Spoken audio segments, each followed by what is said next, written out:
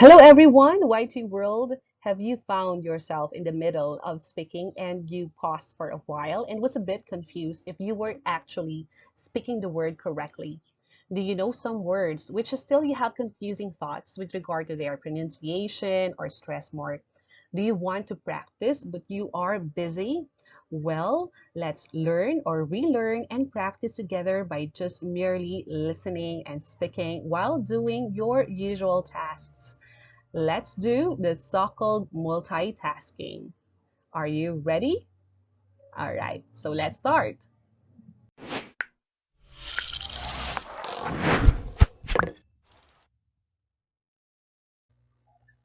All right, the first in the list is this word. It is usually used to mean general or comprehensive division, or simply, it's a class. Okay, our definition comes from the Oxford Languages or Oxford Dictionary. Okay, so how do you say this word? Right, category, category. For example, there are 5 categories of intelligence. So let's repeat. It's category. For the last time, category. The second word is a feeling of pensive sadness, typically with no obvious cause. You just felt it, okay? So we have melancholy, melancholy. All right, let's use it in a sentence. While doing nothing and staring blankly, I suddenly had melancholy. I think many of us experience this, right? Melancholy. Yeah, that's why usually I don't like doing nothing. Otherwise, I might feel melancholy. For the last time, melancholy. Next, we have the third word. It's pedagogy. Pedagogy. It refers to a method or practice in relation to teaching.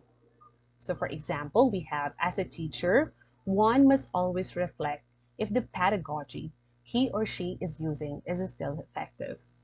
Okay, this is, I think, a jargon for teachers or educators.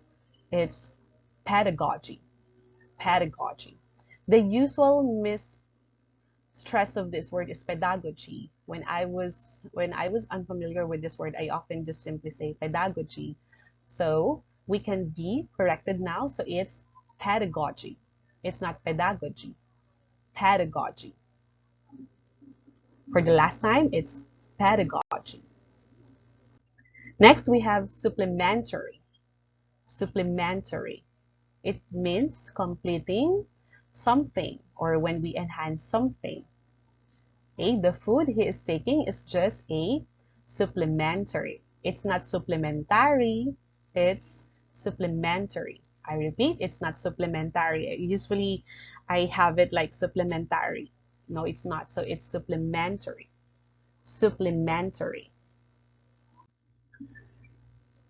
Okay, if you are enjoying, I hope don't forget to subscribe or like. Yes. Okay, next we have number 5 is inevitable. Inevitable. I usually have it like inevitable. I often say it like that, inevitable. But this time, we have to say it correctly. It's inevitable. Inevitable. We say it if we mean that certain, this thing is certain to happen. This thing is bound to happen. So it's unavoidable. So what is unavoidable? What is inevitable? It's death. Okay, unfortunately, death is inevitable. Next, we have uncomfortable. Uncomfortable. It means causing or feeling a slight pain or a physical discomfort. Having a toothache is definitely uncomfortable. Uncomfortable. Okay, let's proceed. Okay, we're now down with number 7. Okay, how do you read this one first? Cemetery, right? Yeah, we often hear cemetery. It's cemetery. Cemetery. Yeah, it's cemetery. It's a burial ground. Of course, everybody knows it's a graveyard. Okay, cemetery. Let's use it in a sentence. November 2 is All Souls Day, a day wherein we are supposed to go to the cemetery. Cemetery. Okay, let's have number 8. Okay, how do you read this? Sometimes we often just say oversee or oversee, but the stress there is in the E. So oversee, oversee.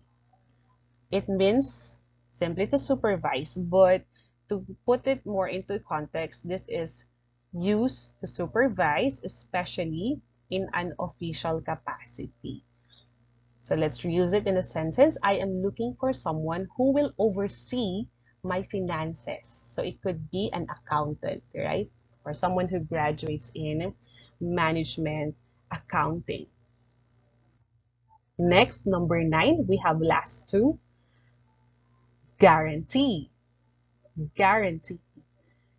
It means to provide your assurance or promise that, hey, this is certainly going to happen.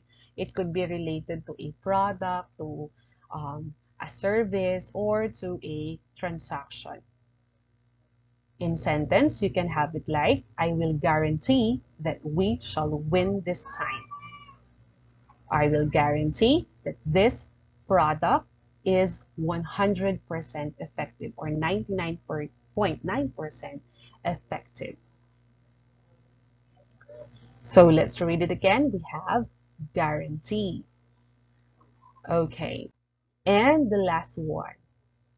This is a favorite even in spelling bees. Soliloquy. Soliloquy. It's not soliloquy. It's soliloquy.